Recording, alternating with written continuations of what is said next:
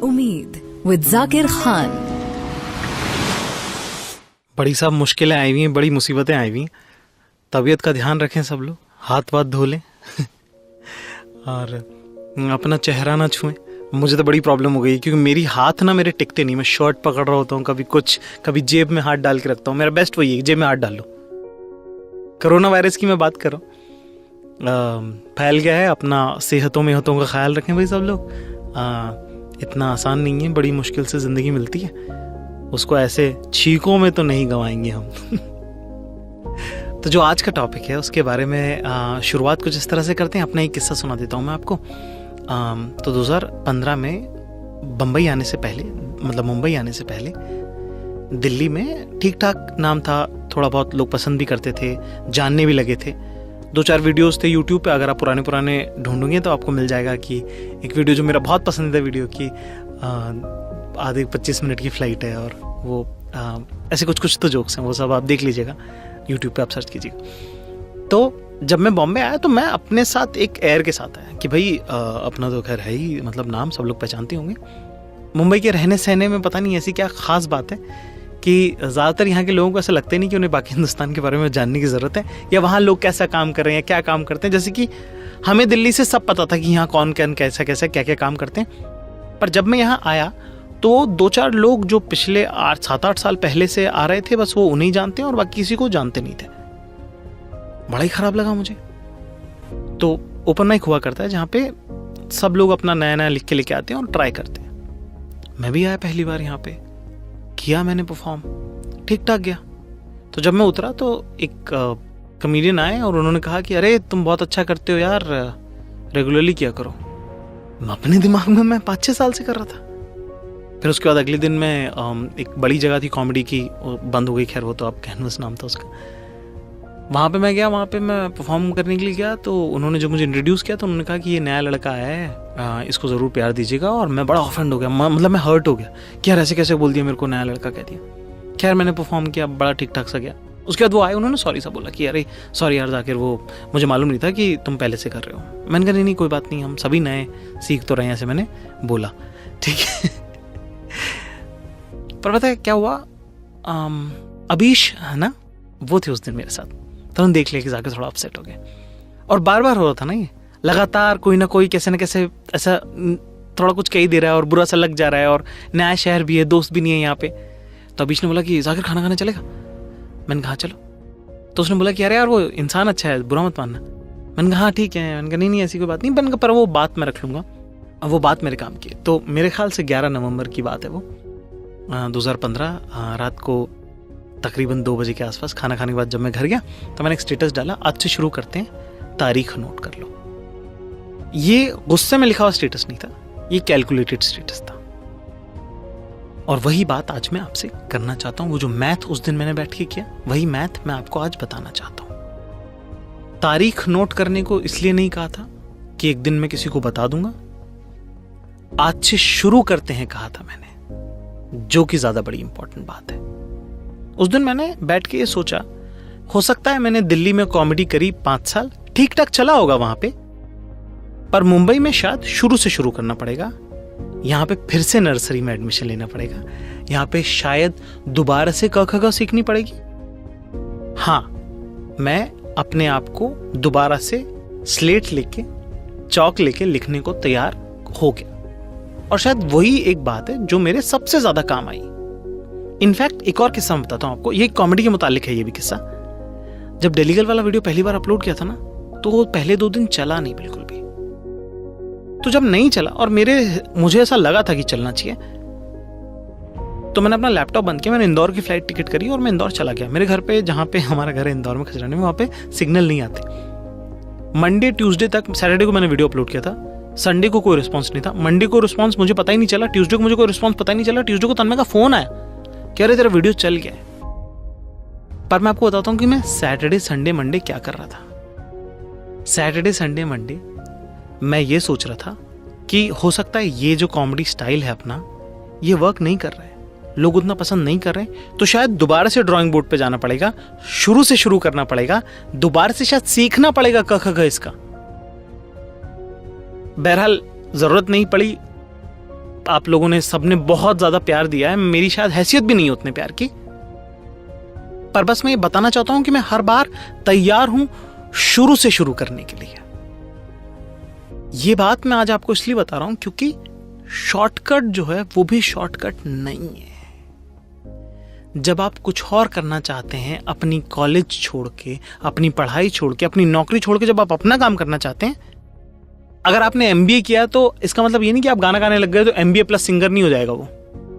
गाना अगर आपको गाना है तो सा से ही शुरू करना पड़ेगा, चाहे आपकी उम्र कितनी भी हो, चाहे आपका काम कितना भी हो।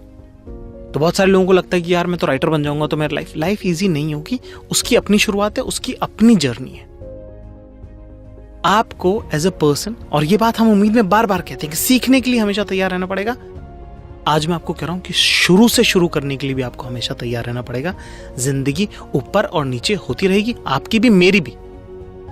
बहुत लंबी जिंदगी आप भी देखोगे मुझे ये सब करते हुए। कभी चलेगा, कभी नहीं चलेगा। अल्लाह ना चाहे आपके साथ हो, खुदा ना चाहे कि मेरे साथ हो, पर होगा, हो सकता है, और उसके लिए हमें तैयार रहना। आज उसी बारे में बात करेंगे। वो जो दोबारा से अपने आप को स्टूडेंट बनाने की जो हिम्मत है, उसके बारे में बात करेंगे, और उससे निकल के जो उम्मीद आती है उसके बारे में बात करेंगे। मेरा नाम है जाकिर खान और आप सुन रहे हैं उम्मीद गाना ऐप पर। उम्मीद विद जाकिर खान। मेरी जितनी भी उम्र रही उसकी एक सबसे बड़ी खुशकिस्मती ये रही है कि मैं इंदौर शहर से पैदा हुआ हूँ, जिसमें एक बहुत बड़े तवील शायर रहे, राहत इंदौरी। उनके शहर, उस हवा में मैंने सांस ली, परवरिश ली, जहाँ उनका घर है। उनका एक शेर है जो जिंदगी को मेरे ख्याल से सम अप करता है। वो ऐसा है कि यूं ना उंगलियां सब पर उठाया करो, खर्च करने से पहले कमाया करो। जिंदगी क्या है खुद ही समझ जाओगे, जिंदगी क्या है खुद ही समझ जाओगे। बारिशों में पतंगे उड़ाया करो। कि बारिश जब हो रही हो और कागज की पतंग जब आप चढ़ाएंगे तो आपको समझ में आ जाएगा कि भाई ये तो बहुत मुश्किल है। और उससे मुश्किल जिंदगी के बारे में आज हम बात कर रहे हैं कि बहुत सारे मैसेजेस हमें आते हैं कि साहब हम परीक्षा नहीं देना चाहते, पढ़ना नहीं चाहते, पर जिंदगी में दोस्त एग्जाम तो देना पड़ेगा तुमको। और एक शख्स जो मुझे ऐसा लगता है कि जिन्होंने दोनों तरफ की जिंदगियां देखी हैं और बहुत करेक्ट अंदाजा है, वो शख्स आज मेरे साथ हैं। बहुत टैलेंटेड कमेडियन, इनकी जितनी तारीफ की जाए उतनी कम है। कॉमिक्स्तान की स्टार, जीता भले ही कोई और हो, उसमें से चैंपियन निकल के यही आई है। प्रशस्ति सिंह इनका नाम है। बहुत बहुत मुबारकबाद आपको और स्वागत है आपका। नमस्ते जाकिर, थैंक यू। बहुत अच्छा लग रहा है मुझे यहाँ पे आके। आपने स्टैंड अप करने के साथ साथ कॉमिक्स्तान आ जाने के बहुत दिनों बाद तक भी नौकरी करती रही हैं। हाँ, तो क्योंकि मैं जब मैं कॉमिक्स्तान शूट कर रही थी तब मैं ऑलरेडी 31 साल की हो चुकी थी और मेरे पास होम लोन था। और मुझे लगता नहीं था कि ये बचकाने से करियर में पैसे बन सकते हैं, तो मैंने कोई कॉन्फिडेंस नहीं था, तो मैंने छुट्टी लेके कॉमिक्स्तान शूट किया और फिर वापस चली गई कि हॉबी था, ये हो गया और अब वापस काम करते हैं। पर जो है एक बात, मैं थोड़ा सा अगर आपके करियर को अगर मैं नटशेल में देखूं तो एक लड़की जिसने इंजीनियरिंग करी अपने माँ बाप के कहने पे, फिर उसके बाद बहुत अच्छा एमबीए किया उन्होंने, है ना, IIM गई वो, ठीक है, उसके बाद बहुत अच्छी नौकरी करी, है ना। अब इस तरह की जिंदगी आपने, ये एक बहुत आइडियल लाइफ एक इंसान की आपने, लड़का लड़की मिला के ये लाइफ है ये, इसके तरह से नहीं सिर्फ लड़कियों के लिए कि सिर्फ लड़कों के लिए, ये दोनों एक अच्छे इंसान की आपने लाइफ क्रैक कर ली। उसके बावजूद जब आप कॉमेडी करना शुरू किया तो क्या इसका क्या स्पिल ओवर आया क्या कि अरे साहब इतनी इज्जत है इनकी तो कॉमेडी में तो इनका नाम चलना ही चाहिए टाइप्स? हाँ, मतलब ये सबकॉन्शियस लेवल पे मेरे को डिल्यूजन तो था कहीं ना कहीं कि तोप तो मैं हूँ, है ना। कि और वो मैं कह रही हूँ ना कि सबकॉन्शियस था। कोई भी अबव एवरेज लेवल IQ का इंसान नहीं बोलेगा नहीं कि मैं बहुत तोप हूँ, लेकिन जब आप एक थोड़ा ओहदा बना लेते हो कि अरे हमने तो कैट भी ढंग से क्लियर कर लिया, हम 4 साल से नौकरी कर रहे हैं, उसमें भी किली किए जा रहे हैं, हमारे अंडर लोग काम करते हैं, तो आप समवेयर उसके साथ एंटर करते हो ना अपना नया फील्ड भी। तो मैं तो उसी डिल्यूजन के साथ थी कि हाँ, मतलब मैं जो करूंगी अच्छा ही करूंगी, अच्छा ही होता जाएगा। वही बात है ना कि आपने वो एग्जाम दिया था ना, हाँ, तो उसके फायदे आपको मिल रहे हैं, वो कॉमेडी में ट्रांसफर नहीं होगा वो। हाँ, ये तो मुझे अब समझ में आ रहा। तो जब कॉमेडी आपने शुरुआत की तो उस वक्त आपको कैसे वो कासल ब्रेक कैसे हुआ वो आपका, मतलब कैसे वो सपनों का महल टूटा? अरे जो टूटा तो जो वो मेरे इम्तिहान थे वो मेरे दिमाग में आई डोंट मैंने कैसे टाई कर रखा था कि वो जिंदगी के इम्तिहान थे, वो उस फील्ड के इम्तिहान थे, राइट. कॉमेडी मेरे लिए I was a new person all together, right. और मेरे पास एंटरिंग मतलब कि वाह मैंने तो क्या जैकपॉट हिट किया है, यू नो, कि मैं जो मुझे करने का मन है वो मैं कर रही हूँ और उसके मुझे कोई पैसे दे रहा है, इससे अच्छी लाइफ क्या हो सकती है, राइट. कि मैंने और चीजों के लिए कितनी मेहनत की है, ये मेरी कॉलिंग थी, शायद ये किस्मत थी. पर 6 महीने इनटू इट मुझे रियलाइज हुआ कि I am back to square one, you know. आप जितने भी आप जो कंधे चौड़े करके आपने जो आइडेंटिटी आप लेके चलते हो कि आप ये बन गए हो फलाना मैनेजर MD, आप वो कुछ भी नहीं रह गए, राइट. आप स्टूडेंट ऑफ कॉमेडी हो फिर से, you know, student of a certain skill हो फिर से. हर कोई जो इस फील्ड में आपसे पहले से है, आपसे ज्यादा जानता है, राइट. 20-21 साल के बच्चे, हाँ. और वो खटखट जोक्स मेरे लिए सबसे अजीब होता था कि मैं ओपन माइक्स में जाती थी, मैं वही कि मैं बैठी हुई हूँ अपना पूरा आइडेंटिटी का बैगेज लेके, मैं ऑफिस के बाद जाती थी कितनी बारी, यू नो, अपने पेंसिल स्कर्ट और वो शर्ट पहन के, और बच्चे आके यू नो मस्ती से आ रहे हैं, मुझसे 15 बेटर जोक करके निकल जा रहे हैं. उनके पास पूरी जिंदगी पड़ी हुई है, मेरे पास वो भी नहीं पड़ा हुआ. और only thing, the humbling thing is you have to learn from them also. आप ये सोच के नहीं बैठ सकते कि हाँ तो ये बच्चे हैं, हम तोप हैं, right? Every peer becomes your teacher when you're starting something new. And that was such a humbling experience, but I'm glad कि मेरी आंखें खुल गई to realize कि तुम्हें मिट्टी में मिलना पड़ेगा पहले, you know, तुम्हें इस एग्जाम के लिए नई तैयारी करनी पड़ेगी, तुम्हारे पुराने एग्जाम नहीं हेल्प करेंगे. और वही बात है ना कि हर काम अपनी उम्र मांगता है. हाँ. हर काम अपनी नर्सरी से आपको एडमिशन देगा. वो आपने चाहे MBA किया हो, चाहे आपने इंजीनियरिंग करी हो, चाहे आप IITian हो, चाहे आप IIMN हो, फर्क ही नहीं पड़ता. वो जब आप एक नया काम, नई विधा आप शुरू करेंगे तो वो आपको साथ से ही शुरुआत कराएगा वो. बिल्कुल बिल्कुल. और ये बात, मतलब यही बात जो है मैं सबको बताना चाहता हूँ कि आप नहीं करना चाहते एग्जाम, एक सोसाइटी ने एक स्ट्रक्चर बनाया है कि साहब ऐसे ऐसे करते हैं तो मिनिमम फेलियर प्लान है. ये एजुकेशन सिस्टम जो है मिनिमम फेलियर प्लान है कि साहब ऐसे करने से ये होता है, ये करने से ये होता है, ये करने से ये होता है, ऐसे में आपकी लाइफ परफेक्ट होगी.